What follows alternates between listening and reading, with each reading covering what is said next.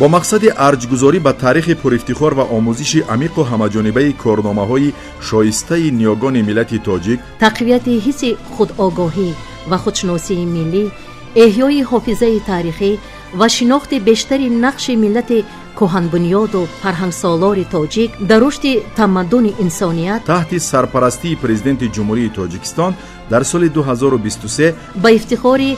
115 سالگی اکادمیک باباجان غفورов آزمون جمهوریوی تاجیکان آینه تاریخ ملت برگزار کرده می شود. آزمون در بین اهالی مملکت از جمله خوانندگان مؤسسه‌های تحصیلات میانه عمومی، دانشجویان مؤسسه‌های تحصیلات ابتدایی، میانه و عالی کسبی، آموزگاران همه زینه‌های تحصیلات، کارمندان فرهنگ و صنعت، کلانسالان، نمایندگان کسب و کار گوناگون و دیگر طبقه‌های اهالی کشور با استثنای آموزگاران فن تاریخ همه زینه‌های تحصیلات و عالمان و محققان ساحه تاریخ دایر گردیده از 4 دور عبارت می‌باشد.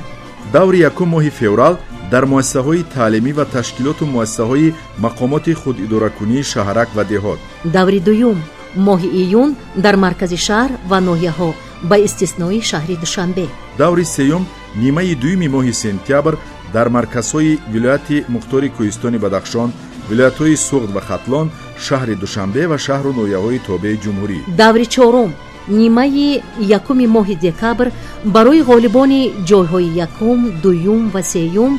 در مؤسسه دولتی کتابخانه ملی تاجیکستان. طلبات به اشتراکچیان آزمون از اینها عبارت میباشد: دانش مفصل دایر به اثر تاجیکان و مؤلف آن اکادمیک باباجان غفورov، قابلیت نقل و تفسیر واقعه‌های تاریخی دوره‌های معین، بیان لحظه‌های مهم اثر، قابلیت سخندانی و سخنرانی، اساسناکنی رویدادهای تاریخی و نقش آنها در تاریخ خلق تاجیک، دانستن صحنه‌های مهم تاریخی، دوره‌های تاریخی و چهره‌های تاریخ‌ساز خلق تاجیک. معلومات دایر به یادگاری‌ها و موضوعهای تاریخی که بیانگری تاریخ باستانی ملت تاجیک میباشند. دانستن سرچشمه‌های تاریخی و اثرهای علمی و بدیعی آید به تاریخ چندین هزار ساله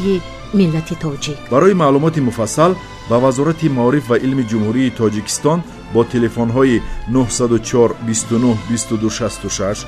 2 25 84 26، وزارت فرهنگ جمهوری تاجیکستان با تلفن 2 21 40 65 2 21 15 11، با اکادمی ملی علم‌های جمهوری تاجیکستان با تلفن 2 21 37 42 2 21 20 93، کتابخانه ملی تاجیکستان 2 21 06 32 2 21 89 76 2 21